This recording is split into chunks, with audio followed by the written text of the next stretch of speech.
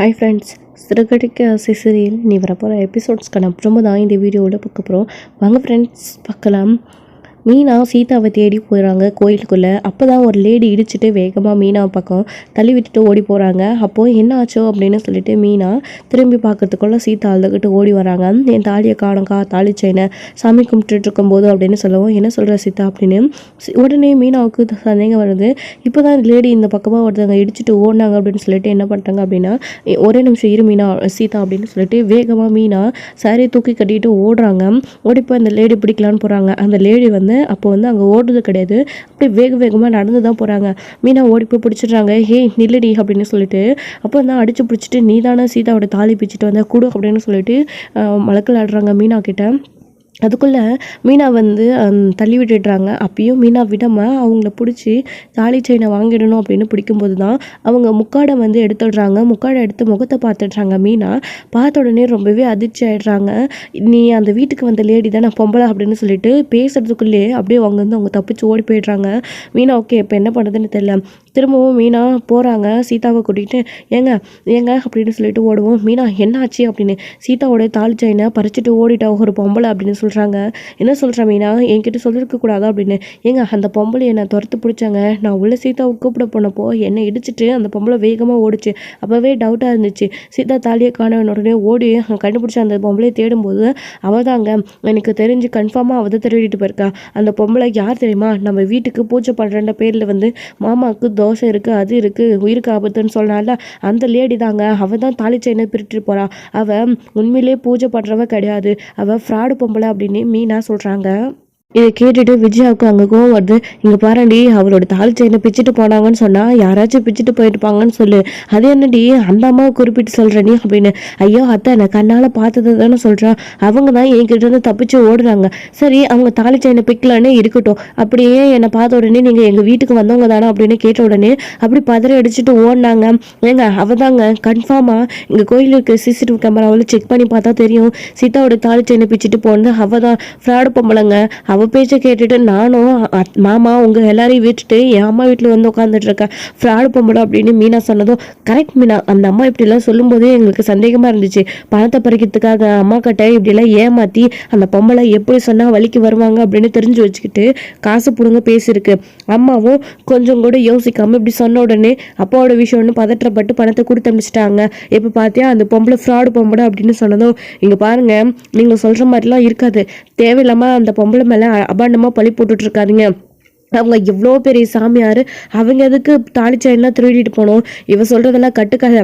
ஒரு வேளை நம்ம வீட்டுக்குள்ளே வரணும்னு இவ இப்படியெல்லாம் போய் சொல்லி நாடக மாட்டா, அவங்க தான் தேடி திருடிட்டு போயிட்டாங்கன்னு சொல்லிட்டு அப்படின்னு பேசுவோம். மாமா இல்லை மாமா, நான் சத்தியமாக சொல்கிறேன், நான் ஏன் மாமா விளையாட போகிறோம், உங்கள் உயிருக்கு ஆபத்துன்னு சொன்ன உடனே தான் நான் அந்த வீட்டை விட்டு போனேன். ஆனால் அதுவே ஃப்ராடாக இருக்கும்போது அப்புறம் ஏன் மாமா நான் என் அம்மா வீட்டில் இருக்கணும்.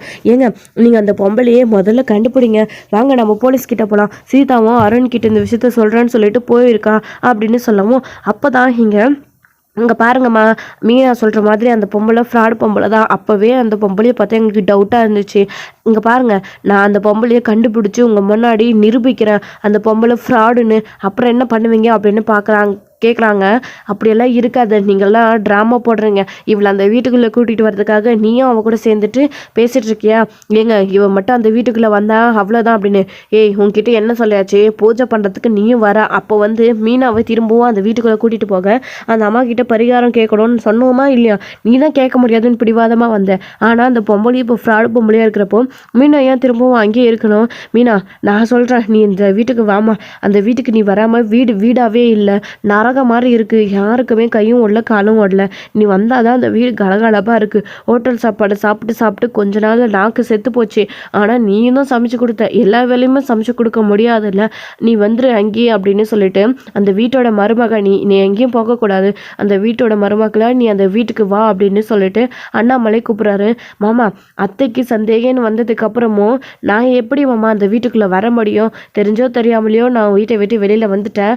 அதுக்கு காரணம் இங்கே யாரும் யாரும் இல்லை, நானே தான் அந்த பொம்பளை, ஃப்ராடு பொம்பளை. அதை இவர் நிரூபிப்பார். இவர் அந்த ஃப்ராடு பொம்பளையை கண்டுபிடிச்சி பொய்யானவங்க நிரூபித்ததுக்கு அப்புறமா நான் அந்த வீட்டுக்குள்ளே வரமாமா அப்படின்னு சொல்லிட்டு மீனாவும் சொல்லிடுறாங்க. அதுவும் சரிதான், அந்த பொம்பளையை கண்டுபிடிச்சி இவ கண் முன்னாடி வந்து நிறுத்தினாதான் இவளுக்கு எல்லாமே தெரிய வரும். முத்து நீ அதை முதல்ல செய் அப்படின்னு சொல்லிட்டு அண்ணாமலை சொல்கிறாரு. அப்போவே ரவியும் ஸ்ருதியும் சொல்கிறாங்க, தெரியும் அந்த ஃப்ராடு பொம்பளை இப்படி தான் சொல்லணும்னு, இதெல்லாம் நம்பாதீங்கன்னு ஆண்டி கிட்ட சொன்னால் எங்கே கேட்டாங்க. முத்து கையும் குளமா அவங்களை பிடிச்சிட்டு வந்து நிறுத்தினாதான் ஆண்டிக்கு புரியும் போல இருக்கு. முத்து நீங்கள் அதை செய்யுங்க அப்படின்னு சொல்லிட்டு எல்லாருமே முத்துக்கு தான் சப்போர்ட் பண்ணிட்டு இருக்காங்க. விஜயம் இதெல்லாம் கண்டுபிடிச்சிட்டு வர போகிறதுக்குள்ள இவங்க போய் சொல்லிட்டு இருக்காங்க, அவங்க எவ்வளோ பெரிய சாமியார், நீ வாடா நம்ம போகலாம் அப்படின்னு மனோஜை கூப்பிட்டுட்டு அங்கேருந்து கிளம்பிடுறாங்க.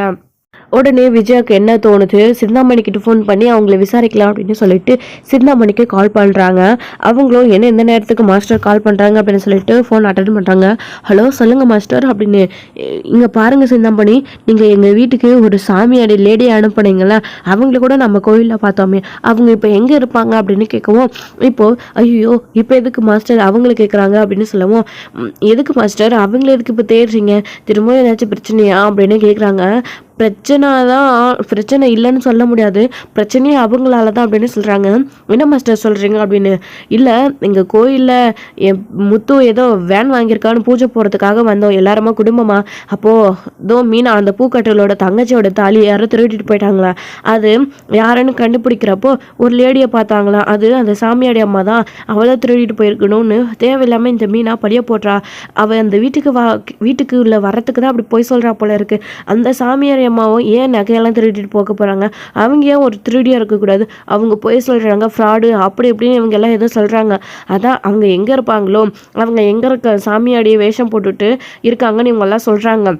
அவங்க உண்மையிலே குறி சொல்கிறவங்க சக்தி வாய்ந்தவங்க அப்படின்னு இவங்க எல்லாருக்கும் நிரூபிக்கணும்ல.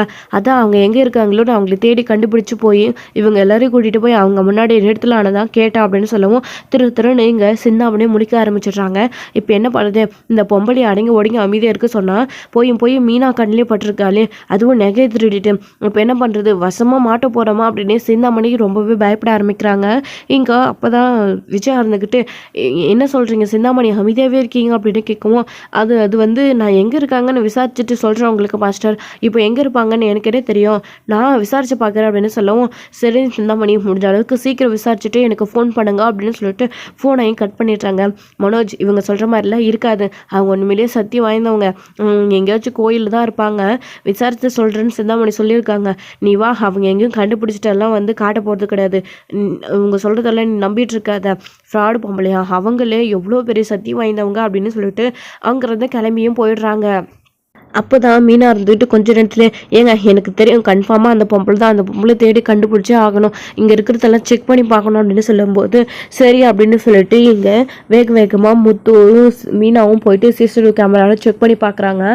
அதில் வந்து மீனா அந்த பொம்பளை கிட்ட இடிச்சது, அந்த பொம்பளை முகத்தை பார்த்தது, அவங்க அங்கேருந்து ஓடினது, இது எல்லாத்தையுமே வந்து பார்க்க தான் செய்கிறாங்க. இதை காட்டினா கூட அம்மா நம்ப மாட்டாங்க போல இருக்கே மீனா அப்படின்னு சொல்லவும், ஏங்க எதுக்குங்க காட்டணும் அவங்கக்கிட்ட, அந்த பொம்பளை யார் என்னன்னு அவளை பிடிச்ச நாலு தட்டுனா அவள் உண்மையை சொல்லிட போறா, நல்லதுக்காக அவள் அடிக்கிறதுல தப்பு இல்லையே, அவளை முதல்ல எங்கே இருக்கா என்னைய தண்ணி கண்டுபிடிக்கணும், ஃப்ராடு தன்னை பண்ணி ஊரில் இந்த மாதிரி எத்தனை பேரோட குடும்பத்தை சதைச்சி அவள் சம்பாதிச்சு தின்னுட்டு இருக்காளே தெரியலையே, பொழப்புக்கு வேற வழி இல்லாமல் தான் இப்படி போய் சொல்லி குறி சொல்லிக்கிட்டு ஏமாத்திக்கிட்டு இப்படி எல்லாரையும் கிட்டையும் ஏமாற்றி பணம் பறிச்சிட்டு இருந்தா, இப்போது தொழிலுக்காக திருடவும் செஞ்சுட்டான்ல, சீதாவோட தாலி அவகிட்ட இருந்து நான் பறிக்காமல் விட மாட்டேங்க. ஏங்க இதனால அருணுக்கு ஏதாச்சும் ஆபத்து வருமானு கூட எனக்கு ரொம்ப பயமாக இருக்கு, இது அபசகுன மாதிரி தானே நடக்குதுங்க அப்படின்னு மீனா சொல்லவும், கவலைப்படாத மீனா, அந்த ஃப்ராடு பொம்பளையே பிடிச்சிடலாம், நீ கவலையப்படாத அப்படின்னு சொல்லவும், இன்னொரு சைடு இங்கே சீதா போயிட்டு அருண் கிட்ட நடந்த விஷயங்களை சொல்லி கம்ப்ளைண்ட் கொடுக்குறாங்க, போலீஸ் ஸ்டேஷனில் எடுத்துக்க சொல்லி அருணோட போய் போலீஸ் ஸ்டேஷனில். ஸோ அவங்களும் அருண் வந்து இன்ஸ்பெக்டராக, அதாவது டிராஃபிக் போலீஸராக இருக்கிறதுனால சீக்கிரமாக நடவடிக்கை எடுக்கிறாங்க, அதுவும் சீதாக்காக. இங்கே இன்னொரு பக்கம் சத்யாவுடைய அம்மாவும் ரொம்ப ஃபீல் பண்ணி அழுதுட்ருக்காங்க, சீதாவோட தாலி எப்படியாச்சும் கிடச்சிடணும் அப்படின்னு சொல்லிட்டு. அப்போ தான் வந்து அவங்க முத்துவும் மீனாவும் ஒரு பக்கம் தேடி அடுத்தடுத்து கேமராவை தேடி எந்த பக்கம் போயிருக்கா அந்த லேடின்றத தேடி போயிட்டுருக்காங்க. அந்த லேடியை நல்லாவே தெரியும், அந்த லேடியோட ஃபோட்டோவை எடுத்துக்கிட்டு நேராக மீனாவும் முத்துவும் போலீஸ் ஸ்டேஷன்லையும் கம்ப்ளைண்ட் கொடுக்கலான்னு அவங்களும் போகிறாங்க. சீதா கிட்ட நடந்த விஷயங்களை சொல்கிறாங்க, இந்த லேடி தான் கன்ஃபார்மாக நகை திருடிட்டு போயிருக்கணும். ஏன்னா அந்த லேடி தான் என்னை இடிச்சிட்டு நான் உன்னை தேடி வரும்போது வேகமாக ஓடுனாங்க.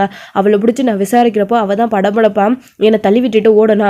இவ தான் எங்கள் வீட்டுக்கு வந்தவ. என் அத்தைக்கிட்ட ஏமாற்றி என் மாமா உயிருக்கு ஆபத்து இருக்குது, அதுக்கு நான் வீட்டை விட்டு வெளியில் போகணும் அப்படின்னலாம் சொல்லி என்னையும் வீட்டை விட்டு வெளியில் அனுப்பினவ. இவ ஃப்ராடு பொம்பளை போல இருக்குது. யாரோ சொல்லி தான் அப்படி சொல்லியிருக்கா. ஆனால் இப்போது நகையை திருடிட்டு போயிருக்கா. திருட்டு பொம்பளை போல இருக்குது. இவ சொல்கிறதெல்லாம் அத்தை உண்மைன்னு நம்பிட்டாங்க.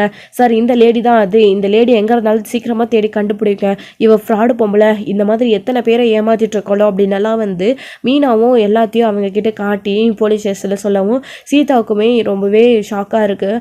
ஆமாம் மீனா, நீ சொல்லும்போது கூட எனக்கு சந்தேகமாக இருந்துச்சு. இப்போ புரியுது, இந்த பொம்பளை தான் நீ கன்ஃபார்மாக சொல்கிறத பார்த்தா உண்மையிலே இது ஃப்ராடு பொம்பளை தான் போல இருக்குது. உன்னை வீட்டு அனுப்புறதுக்காக ஏதோ நோக்கம் இருந்திருக்கு. ஏன் மீனா மாப்பிள்ள, நான் சொல்கிறேனே தப்பாக நினச்சிக்காதீங்க. ஒரு வேளை உங்கள் அம்மாவே இப்படியெல்லாம் ஏற்பாடை பண்ண சொல்லி இந்த பொம்பளை கிட்ட சொல்லியிருக்கமோ. மீனாவே ஏற்கனவே அவங்களுக்கு கண்டா ஆகாது. மீனாவை வீட்டை விட்டு வெளியே அனுப்புறதுக்காக இப்படியெல்லாம் பண்ணியிருக்கலாம்ல அப்படின்னு கேட்கவும், இல்லை அத்தை, அப்படி வாய்ப்பு இல்லை. ஏன்னா அப்பாவுடைய உயிர் விஷயத்தில் அம்மா விளையாட மாட்டாங்க. அம்மாவுக்கு அப்பாவை எவ்வளோ பிடிக்குன்றது நல்லாவே தெரியும். அவங்க 2 பேருக்கும் பிடிக்கும் ஒருத்தருக்கு ஒருத்தர். மீனாவை வீட்டை விட்டு வெளியில் அனுப்பணும் அப்படின்றதுக்காகலாம் கண்டிப்பாக அம்மா இப்படியெல்லாம் செஞ்சுருக்க மாட்டாங்க. ஏன் அப்படின்னா மீனாவை திட்டணும், மீனாவை வீட்டை விட்டு வெளியில் அனுப்பணும் அப்படின்னா அம்மா டேரெக்டாகவே மீனாவை திட்டுவாங்க. இப்படியெல்லாம் ஆள் வச்செல்லாம் பண்ணுறவங்க கிடையாது. இதுலேயும் அப்பாவை குறிப்பாக வச்சு விளையாடி இருக்காங்க அப்படின்னா கண்டிப்பாக இது அம்மாவோடைய வேலையாக இருக்காது. இதுக்கு பின்னாடி வேறு யாராச்சும் தான் இருக்கணும். மீனாவை பிடிக்காத யாராச்சும் கூட இப்படி சொல்லியிருக்கலாம் அப்படின்னு சொல்லுவோம். ஏங்க, ஒருவேளை அந்த ரோகிணியாக இருக்குமா? ஏன்னா அவள் தான் அடிக்கடிக்க என்னை பார்த்தா நீ எப்படி உன் புருஷனோட வாழ்ந்துருவேன் நானும் பார்க்குறேன் அப்படின்னு திமுறா பேசுவா. ஒருவேளை அவளா இருக்குமா அப்படின்னு சொல்லுவோம். மீனா, நீ சொல்கிற மாதிரி மட்டும் இருந்துச்சுன்னு வச்சுக்கோ, அப்புறம் அந்த பார்லர் அம்மாவுக்கு அவ்வளோதான். ஏன்னா என் அப்பா விஷயத்தில் விளையாடி இருக்கு. பார்லர் அம்மா அப்பாவை இடித்து ஆக்சிடென்ட் பண்ணுற அளவுக்கு எல்லாம் போகுமா அப்படின்னு முத்து கேட்கவும், ஏங்க அவள் இறக்கம் இல்லாதவங்க, அவள் கண்டிப்பாக இதெல்லாம் செஞ்சாலும் செஞ்சிருப்பா அப்படின்னு இங்கே மீனா சொல்லவும், நீ சொல்கிறதும் கரெக்ட் தாங்க அப்படின்னு சொல்லிட்டு இங்கே முத்து மீனா கிட்ட சொல்கிறாங்க, எதுவாக இருந்தாலும் நம்ம போலீஸ் ஸ்டேஷன் போய் தான் விசாரிச்சாகணும். இங்கே எதையுமே நம்ம பேச முடியாது. அதான் நீங்கள் கவலைப்படாதீங்க, நீங்கள் வீட்டுக்கு போங்க. அப்பா நீங்களும் கிளம்புங்கப்பா. நானும் மீனாவும் போயிட்டு எல்லா இடத்துலையும் தேடி பார்க்குறோம். கண்டிப்பாக அந்த பொம்பளை கிடச்சிருவா அப்படின்னு சொல்கிறாங்க. சரி அப்படின்னு சொல்லிட்டு இங்கே முத்துவும் மீனாவும் அவங்க ஒரு சைடு வேகமாக பார்த்திங்க அப்படின்னா தேடிட்டே எல்லா இடத்துலையும் போயிட்டுருக்காங்க. அந்த லேடி மட்டும் என் கையில் கிடச்சா அப்புறம் இருக்குயா அவளுக்கு என் அம்மா அவளை கண்மூடித்தனமாக நம்புகிறாங்க. அந்த லேடி மட்டும் கிடச்சா அப்புறம் கவலைப்படாத மீனா, நீயும் அந்த வீட்டோட மருமகளை அந்த வீட்டுக்கே திரும்பவும் வந்துடுவேன். அதுக்கப்புறம் ரவி ஸ்ருதியோட பிரச்சனையெல்லாம் நம்ம அந்த வீட்டிலேருந்து சரி பண்ணலாம். நானும் சேர்ந்து அந்த வீட்டில் சந்தோஷமாக வாழலாம். நீ அந்த வீட்டில் இல்லாததுனால வீடாகவே இல்லை மீனா. அது மட்டும் இல்லாமல் நீயும் எத்தனை நாள் இங்கே இருந்து எங்களுக்கு சமைச்சு கொடுத்துருப்ப. நீ அந்த வீட்டோட மருமகளா அந்த வீட்டில் இருந்து எங்களுக்கு அப்பாவுக்கு எல்லாருக்கும் சமைச்சு போடணும். அது எல்லாத்தையும் நாங்கள் சந்தோஷமாக அந்த வீட்டில் இருந்து சாப்பிடணும். மீனா, அன்னைக்கு சொன்ன மாதிரி தப்பாக எடுத்துக்காத, நல்ல விதத்தில் தான் சொல்கிறேன் அப்படின்னு சொல்லவும், இதை பேசுறதுக்கான நேரம் ஆயுது, முதல்ல அந்த லேடி கண்டுபிடிக்கணும், அதுக்கான வழியை பாருங்க அப்படின்னு இங்கே மீனா சொல்லவும், சரி மீனா உத்தரவு ஆகட்டும், நானும் தேடி கண்டுபிடிக்கிறேன் அப்படின்னு எல்லா இடத்துலையும் தேடிட்டு இருக்காங்க முத்துவும் மீனாவும். இன்னொரு சைடு நடந்த விஷயத்தில் அருண் சீதாவை இன்னமும் கோவப்பட்டு திட்டிகிட்டே தான் இருக்காங்க. உன்னால தான் நீ பேசாமல் வீட்லேயே அமைதியாக இருந்திருக்கலாம்ல. தேவையில்லாமல் அவனுடைய அவன் வண்டி வாங்கினா பூஜை போட்டால் அதுக்கு நீயும் போகணுமா? நான் வேண்டான்னு உங்ககிட்ட பல தடவை சொல்லிட்டு தானே வந்தேன். என்னையும் மீறி நீ அங்கே போயிருக்கல, உனக்கு எவ்வளோ தைரியம் இருந்திருக்கும். இப்போ பார்த்தியா தாலியாக காணும், அதை கண்ணு நின்றுட்டுருக்க. பேசாமல் வீட்லேயே இருந்திருந்தா இதெல்லாம் நடந்திருக்காதுல்ல. என்னமோ அவன் பெரிய இவன் மாதிரி அவன் கூப்பிட்டானா நீ போனியா அப்படின்னு சொல்லிட்டு சீதாவுடைய அம்மா இல்லாதப்போ சீதாவை பயங்கரமாக திட்டுறாங்க. ஏன் அங்கேயே அடிக்க கை வாங்குறாங்க. ஸோ ரோடு பப்ளிக் பிளேஸ் அப்படின்றதுனால அருண் அப்படியே அடிக்காம கையை ஓங்காத அமைதியை விட்டுட்டாங்க. ப்ளீஸுங்க, இப்படிலாம் நடக்கும் நான் எதிர்பார்க்கல, எப்படியாச்சும் தேடி கண்டுபிடிங்க அப்படின்னு. ஆமாம், தொலைச்சிட்டு நிற்கிறது, தேடி கண்டுபிடிக்க சொல்கிறது. அப்புறம் இதுதான் என் வேலை பாரு, நான் உனக்கு போலீஸ்காரன் இல்லை, இங்கே பாரு நான் டிராஃபிக் போலீஸர், என் வேலையை மட்டும் தான் நான் செய்ய முடியும் அப்படின்ற மாதிரிலாம் பேசுகிறாங்க. என்னங்க இது, சொந்த பொண்டாட்டி தாலியை காணும் இப்படிலாம் பேசுகிறீங்க அப்படின்னு. பின்னா உங்ககிட்ட வேறு எப்படி பேசுவாங்க? பேசாமல் என் அமைதியாக என் கண்முன்னாடி நிற்காம எங்கேயாச்சும் போயிடும். என்ன நல்லவ மாதிரி அவனே வேஷம் ஆடிட்டு போய் எங்கேயாச்சும் ஒழிஞ்சிட்டு இருக்கானா? இங்கே பாரு, ஒருவேளை அவன் தான் பிளான் பண்ணி திருடி இருப்பானோ அப்படின்னு சந்தேகப்பட்டு முத்து மேலேயும் பழிய போடுறாரு அருண். என்னங்க இது, தாலியை காணும்னு இப்போ மாமா அக்கா எல்லாரும் தானே போலீஸ் ஸ்டேஷனுக்கு பேசிட்டு இப்போ தானே போய் கண்டுபிடிக்கிறேன்னு சொல்லி போயிருக்காங்க. அது மட்டும் இல்லாமல் அவங்க வீட்டில் பூசாரி அம்மாவோ பொய் சொல்ல வந்த லேடி தானே திருடிட்டு போயிட்டாங்கன்னு அக்காவும் அம்மா சொல்கிறாங்க. அதனால் அவங்க கொடுத்த ஆதாரப்படி கண்டிப்பாக அந்த லேடி யாருன்னு கண்டுபிடிச்சிடலாம். நீங்கள் என்னமோ அக்கா மாமா மேலே பழிய போடுறீங்க என்னங்க அப்படின்னு சொல்லுவோம். பின்னடி அவங்க வீட்டுக்கு வந்து குறி சொல்லி பொய் சொல்கிற ஏமாத்துறவங்க அப்படின்னு கேட்டால் அவன் உண்மையிலே ஏமாத்திட்டு தானே போயிருக்கா. ஒரு வேளை அவனோட செட்டப்பாக கூட இருக்கலாம்ல, அவனே இப்படிலாம் பண்ண சொல்லியிருக்கலாம்ல. புதுசாக வேன்லாம் வாங்கிக்கிறான், அதெல்லாம் பணம் எங்கேருந்து வந்திருக்கும் அப்படின்ற மாதிரி பேசுகிறாரு. ஏங்க எதுக்கு இதோட முடிச்சு போடுறீங்க, நீங்கள் பேசுறதுக்கு கொஞ்சம் கூட சம்மந்தமே இல்லை, பேசாமல் தாலியை கண்டுபிடிக்கிற வழியை பாருங்க அப்படின்னு சொல்கிறாங்க. நீ எனக்கு ஆர்டர் போடுறியா அப்படின்னு சீதாவை அருண் வந்து கோவப்பட்டு பேசிக்கிட்டே இருக்காரு. அவனுக்கு முன்னாடி நான் தாலியை கண்டுபிடிக்கிறேன்னா இல்லையான்னு பாரு. அவன் என்ன என் பொண்டாட்டி தாலியை கண்டுபிடிச்சிட்டு வந்து கெத்து காட்டலான்னு போகிறானா? அவன் வீட்டில் பிரச்சனை இருந்தால் அதை அவன் பார்த்துக்கிட்டோம். எனக்கு என் பொண்டாட்டி எவ்வளோ தாலி வேணும், அதுக்கு நான் அவனை தேடி கண்டுபிடிக்கிறேன். பேசாமல் இங்கே நிற்காம அத்தை வந்தால் ஒழுங்காக அத்தையை கூட்டிகிட்டு வீட்டுக்கு போயிடு, நான் தேடி கண்டுபிடிச்சி எடுத்துகிட்டு வரேன் அப்படின்னு சொல்லவும் சரிங்க அப்படின்னு சொல்லிட்டு அவங்களுடைய அம்மா வந்ததுக்கப்புறமா சீதாவும் அவங்கள கூப்பிட்டுட்டு வீட்டுக்கு போயிடுறாங்க. இன்னொரு சைடு அருண் அவங்க போலீஸ் டீமோட தேடிட்டு இருக்காங்க. இங்கே முத்து வந்து இந்த லேடி இன்னொரு சைடு தேடிட்டு இருக்காங்க. கிட்டத்தட்ட அந்த லேடி இருக்கிற இடத்த நெருங்கி போயிட்டே இருக்காங்க. அடுத்தடுத்து கேமராவை செக் பண்ணி மீனாவும் முத்துவும் கண்டிப்பாக அந்த லேடியை மாட்டுவா அப்படின்னு சொல்லிட்டு போயிட்டே இருக்காங்க. மீனா நீ சொன்ன மாதிரி மட்டும் இதில் அந்த பார்லர் அம்மா சம்மந்தப்பட்டு இருந்துச்சு அவ்வளோதான் அப்படின்னு. அதில் ரோகிணி தான் சம்மந்தப்பட்டிருக்காளா இல்லை என்னை பிடிக்காதவங்க நிறைய பேர் இருக்காங்க, அவங்க யாராச்சும் சம்மந்தப்பட்டிருக்காங்களா அப்படின்னு கண்டுபிடிக்கணுங்க அப்படின்னு மீனா சொல்லவும் முத்துவும் சரின்னு சொல்கிறாங்க. ஸோ இதோட இந்த எபிசோடு வந்து முடிச்சிருக்காங்க. அடுத்தடுத்த எபிசோடில் என்ன நடக்க போகுது அப்படின்றத வெயிட் பண்ணி நெக்ஸ்ட் பார்க்கலாம் ஃப்ரெண்ட்ஸ். தேங்க்யூ.